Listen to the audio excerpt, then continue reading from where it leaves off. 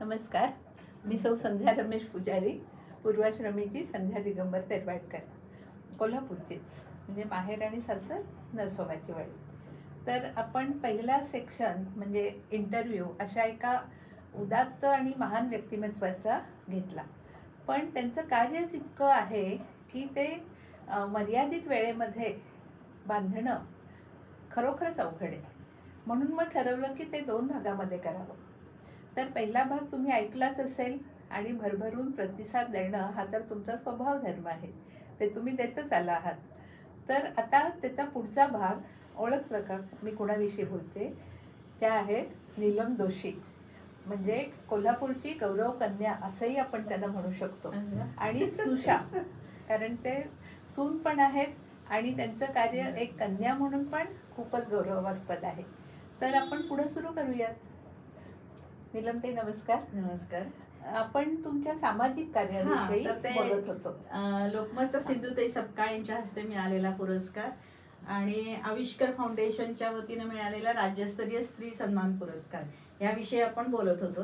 तर त्या संदर्भातच अजून असे मला बरेच अवॉर्ड्स मिळालेले आहेत. बऱ्याच मासिकांमध्ये त्याची, म्हणजे आमच्या अगदी गुजराती मासिकामध्ये सुद्धा जैन जागृती वगैरे त्याच्यामध्ये सुद्धा सगळीकडे फोटोग्राफ्स वगैरे माहिती हे सगळं नेहमीच येत गेलेलं आहे. पेपरला पण नेहमीच सगळीकडे, आणि मी पेपरमध्ये पण माझे रेकीचे आर्टिकल्स वगैरे बरेच दिवस देत होते.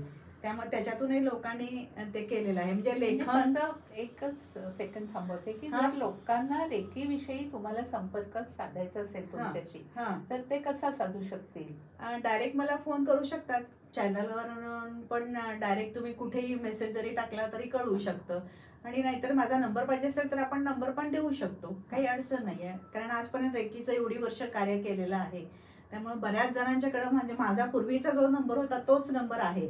त्यामुळे त्या नंबरवर सुद्धा अजून कोणी कॉल केला तर मी भेटूच शकते. आणि माझा नंबर हवा असेल तर मी आत्ताही सांगते की 9422045151 हा माझा मोबाईल नंबर आहे. त्यावर तुम्ही संपर्क करू शकता. आणि ह्या बोलती पुस्तके याच्या पण खाली तुम्हाला रेफरन्समध्ये मिळूनच आहे, किंवा पाहिजे तर ह्या व्हिडिओच्या लिंकमध्ये पण आपण टाकू.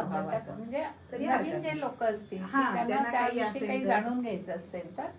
आणि त्यामध्ये सुद्धा ना, म्हणजे रेकीमध्ये सुद्धा आता खरं तर बोलायचं म्हटलं तर खूप आहे, पण आपल्याला इथे लिमिटेशन असल्यामुळे आपण बोलत नाही. की त्याच्यामध्ये सुद्धा अजिबात कोणीही कल्पना करू शकणार नाही अशा अगदी लास्ट स्टेजच्या लास्ट पॉइंटला गेलेल्या पेशंट्सना विथ रेकी, आणि ते पण डिस्टन्स रेकी. म्हणजे मी इथे आहे आणि पेशंट कराडमध्ये आहे का सांगलीमध्ये, अशा पद्धतीनं बरा केलेला आहे ना, की म्हणजे त्याच्यावर विश्वास कोणी सर्वसामान्य माणूस ठेवणार नाही, असे त्याच्यात रिझल्ट आलेले आहेत. पण आता ते प्रत्येकाला समजवायला गेलो तर ते अवघड आहे. त्यामुळे ज्यांनी त्याचा अनुभव घेतलाय ते नक्कीच त्यांना माहित आहे की हे काय आहे म्हणून. कुणाला त्याचा नव्यानं अनुभव घ्यायचा असेल किंवा माहिती हवी असेल तर तुम्ही नक्कीच यांना कॉन्टॅक्ट करू शकता. बरोबर, प्रश्नच नाही. पुढे ते सिंधुताई सपकाळ त्यांच्या हस्ते तर मिळालाच होता. तिथून पुढे माझा नेहमीपर्यंत कार्यक्रम चालूच आहे. त्यानंतर मग आता अलीकडेच परवाच आकाशवाणीवर माझी मुलाखत झाली. त्यामध्ये वाचन, बालपणापासून आजपर्यंत वाचन माझं कधीही सुटलेलं नाही. सगळ्या प्रकारचं वाचन आहे. तर त्या दृष्टीनेच तिथे माझी ती मुलाखत झाली. ती सुद्धा खूप सुंदर झाली. ती पण आपण आपल्या ग्रुपवर टाकलेली आहे. ती कुणाला इच्छा असेल तर तुम्ही ऐकू शकता, बघू शकता. म्हणजे ज्या ज्या ठिकाणी मी स्पर्श केला ते त्यामध्ये आपण कशी मास्टरी मिळवू शकू हा मी नेहमीच प्रयत्न करत राहिले. आणि नशिबानं म्हणा, माझ्या जिद्दीनं म्हणा, ते मी नेहमी माझं फुलफिल होत गेलं. पण त्यासाठी मी काय कष्ट घेतले ते फक्त मलाच माहीत आहे. आणि घरामध्ये काहीही मी करायचं म्हटलं तर सगळ्यांचा मला खूप सपोर्ट असतो. त्यामुळे मग आपण त्या उमेदीनं, जिद्दीनं करू शकतो. आणि ते सोशल ॲक्टिव्हिटीमध्ये सुद्धा करताना मला एक नक्की सांगायला आवडेल की मी काही पण कल्पना मांडली तर समोरच्यांनी ते आपल्याला त्याच्यामध्ये उचलून धरणे किंवा साथ देणे हे तेवढंच महत्त्वाचं आहे ना. कारण आम्ही जैन वधूवर मेळावे करत होतो. तर अशा सगळ्या ग्रुपचं साधारण 1000, 2000, 3000 जरी पब्लिक आलं तरी सकाळी 9 ते संध्याकाळी 6 पर्यंत मी त्यांना, म्हणजे माझ्या माईकवर माझ्या बोलण्याने मी त्यांना मॅनेज करू शकते. म्हणजे एवढं सगळं मी आजपर्यंत केलेलं आहे. आणि आता सध्या परत आणखी एक नवीन माझी अशी ॲक्टिव्हिटी मी चालू केली आहे की 5 वर्षापासून गृहनिर्माण सहकारी संस्था मुडशिंगी याची मी चेअरमन झालेली आहे. की कशाचा काही पत्ता नाही, 7/12 म्हणजे काय आणि काय म्हणजे काय काही माहिती नाही. पण त्याच्यामध्ये सुद्धा आजपर्यंत 18 वर्षापासून त्या लोकांना लाईटचं काम करायचं होतं. आमचे 100 प्लॉट्स आहेत साधारण 3,000-3,500चे अशा 100 मेंबर्स आहेत लेडीज सगळ्या. तर तिथे लाईटचं MSCBचं स्ट्रक्चर मी 2 वर्षामध्ये उभं केलं. त्यानंतर तिथे सगळी मोजणी केली. आता कंपाऊंडचं काम चालू आहे, म्हणजे ती आता 5 वर्षामध्ये मला त्याची छान कॉलनी करायची. ते पण माझं कामकाज सध्या सुरू आहे. त्यानंतर आत्ताच जस्ट अजून 1 महिना झाला की VNNO ग्लोबल ग्रुप एक आहे, लेडीज ग्रुप.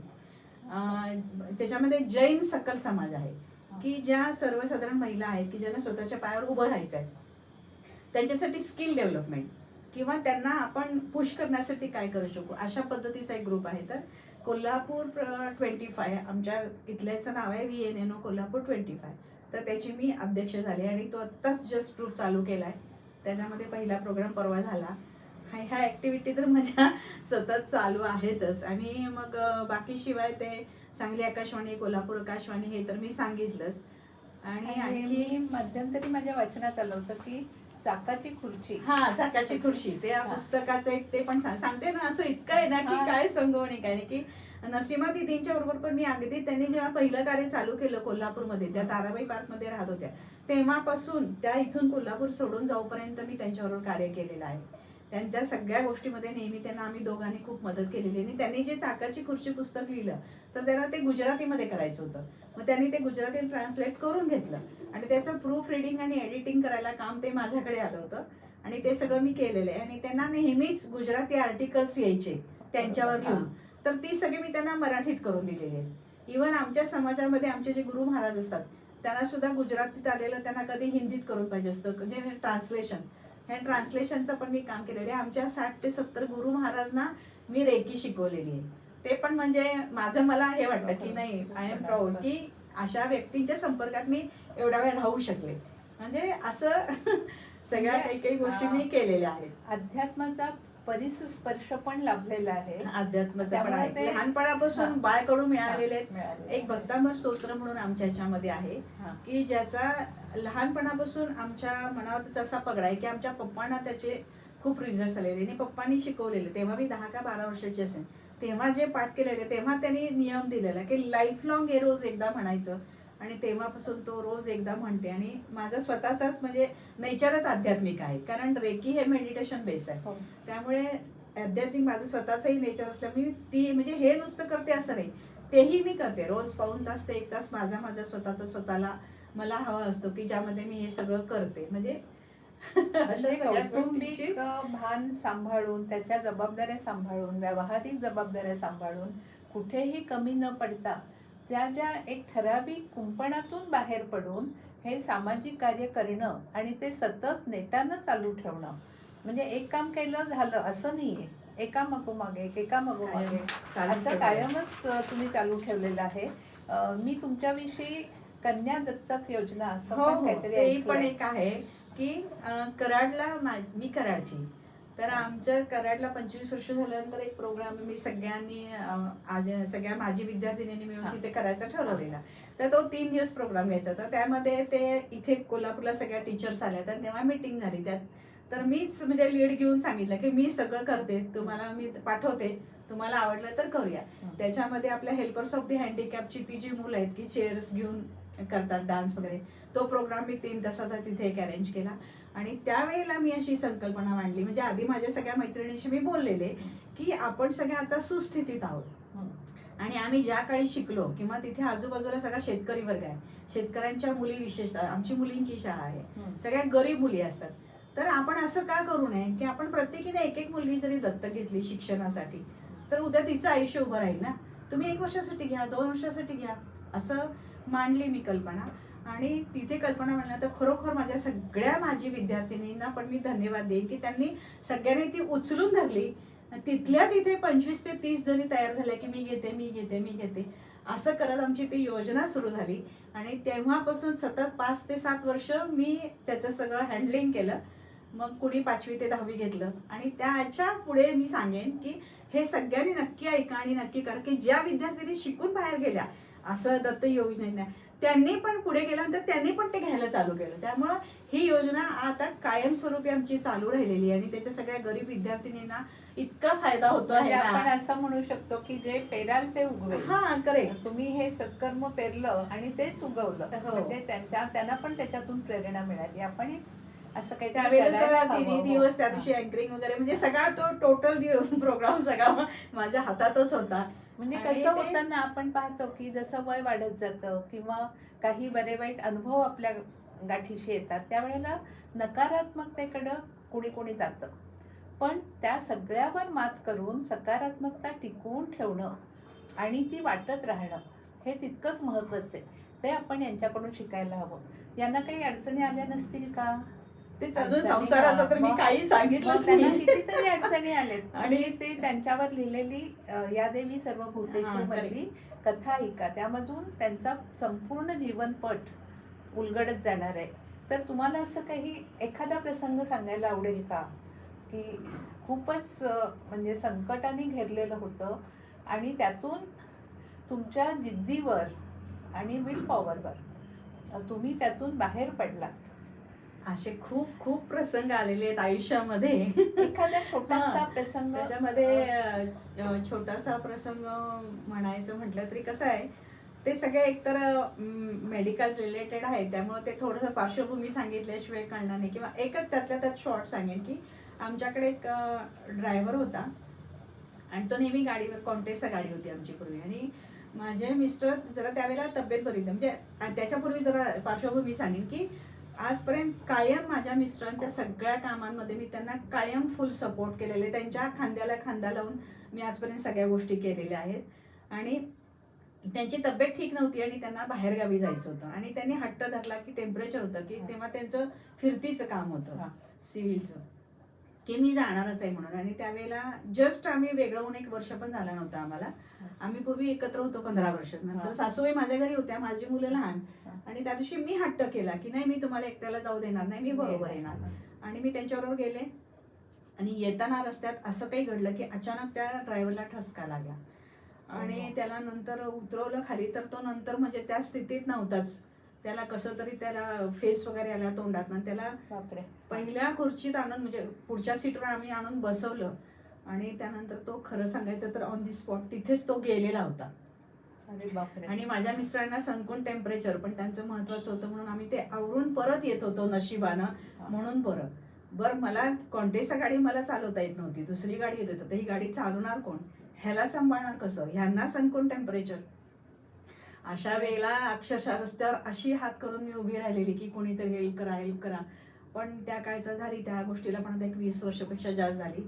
कोण शहारा येतो, काटा येतो, कोण मदत करणार आणि काय करणार. शेवटी एक मुलगा सायकलवरून शेतात गेला होता आणि तो परत जाताना त्यांना बघितलं तरी 1.5 तास आम्ही ही बाई अशीच करून उभारली. म्हणून तो आला आणि त्याने हेल्प केली. पण आपलं नशीब चांगलं म्हणायचं की तो समाजसेवक होता आणि त्यानं मग हेल्प हँड पुढे केला. तो गेला गावामध्ये, परत तिथून कोण ड्रायव्हर घेऊन आला आणि त्यानं सगळं सांगितलं. मग गाडीत घातलं.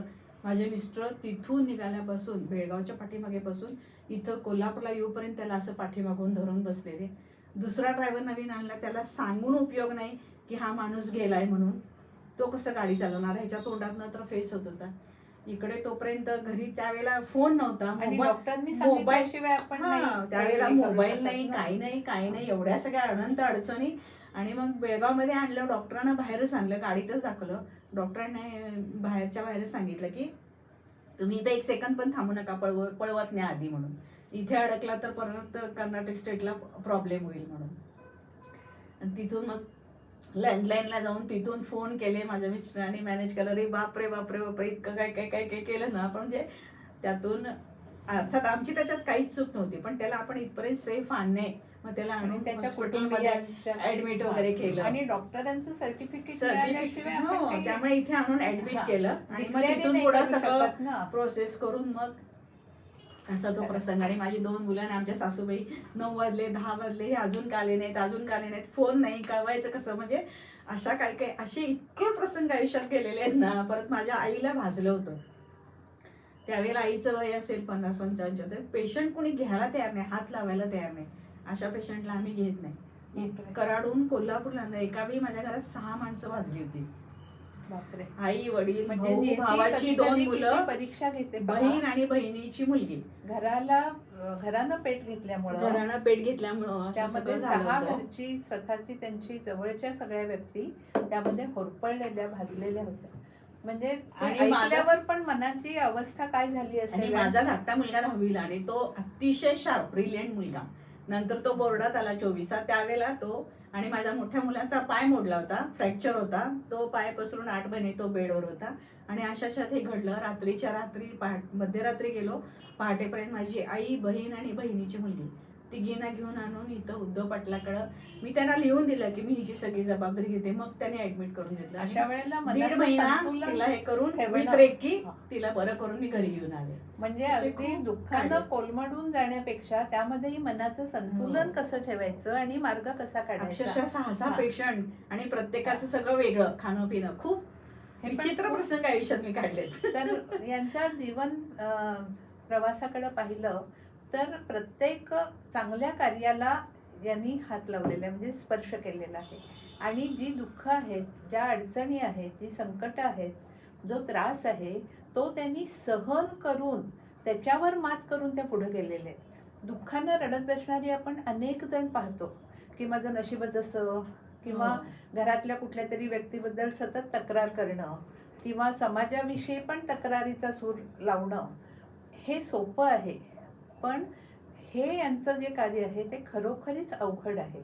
म्हणून आपण त्यांना मानलंच पाहिजे. तर असं हे व्यक्तिमत्व, मला वाटते तुमचं आध्यात्मिक हे पण आहे, तुमचे काही स्तोत्र वगैरे पण हो, आहे ते पण आहे. हा. त्याचं पण हा. हिलिंग आहे. नवकार रेकी हिलिंग, भक्तांवर हिलिंग, ते पण मी केलेलं आहे. ते मी सगळं ऑनलाईन शिकवते, पण मेडिटेशनचे कोर्सेस पण शिकवते. तुम्ही जर चॅनलवर गेलात आणि प्लेलिस्ट सगळ्या बघितल्या सप्तरंग 594 या चॅनलवर, तर हे सगळं तुम्हाला मिळेल. कारण बोलकी पुस्तकावर आपण फक्त पुस्तकाचं घेतोय आणि हे सप्तरंग 594 जे चॅनल आहे त्यावर हे सगळं आपण त्या शिकवलेलं निसर्गप्रेमी आहेच. पण आहेत.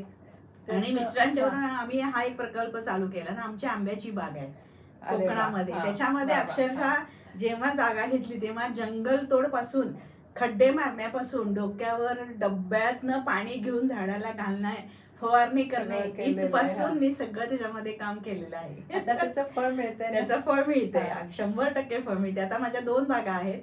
आणि माझ्या मुलांचं मला एक खास करून सांगायचं की ह्या सगळ्यामध्ये मी माझ्या मुलांना पण इतकं छान घडवलेलं आहे की खरंच मला माझ्या मुलांचा अभिमान आहे की जगातली 1000 मुलं, 2000, 5000, 10000 मुलं घेतली तरी माझ्या मुलग्यासारखं जे वळण, संस्कार, त्यांचं शिक्षण किंवा त्यांच्यामध्ये कामाची असणारी उर्मी, म्हणजे एवढं सगळं छान आहे.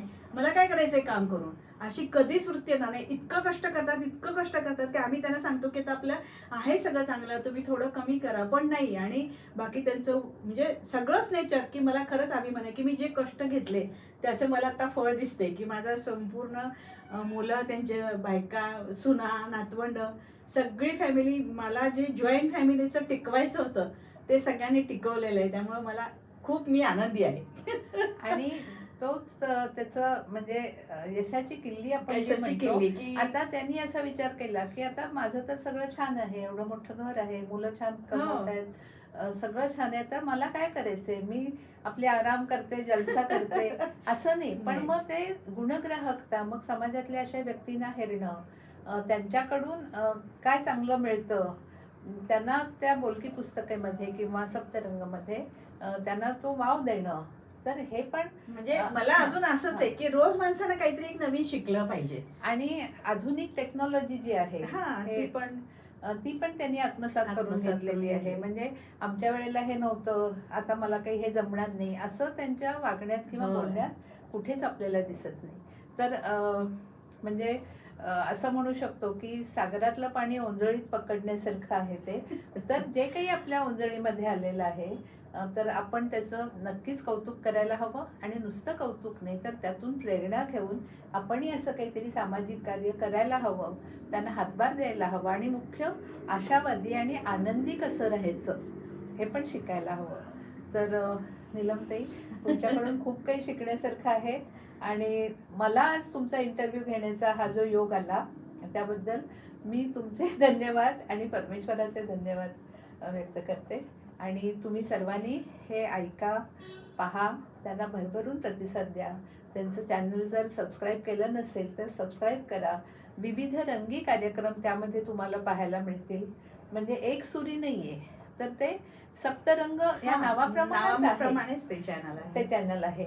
तर तुम्ही पण हे पहा, ऐका आणि मला हा योग आला त्याबद्दल मी सर्वांचे आणि धन्यवाद. आज तुमच्यामुळे मी पण म्हणजे माझ्या मागच्या जीवनाकडे गेले, त्यामुळे ते सगळं सांगायला हे करायला मलाही तुमच्यामुळे संधी मिळाली आणि त्याच्यातून खरंच कुणी प्रेरणा घेऊन एक जरी त्यातली व्यक्ती तयार झाली तरी आय एम सो हॅपी.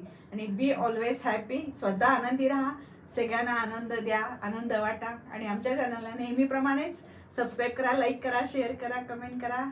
नमस्कार. धन्यवाद.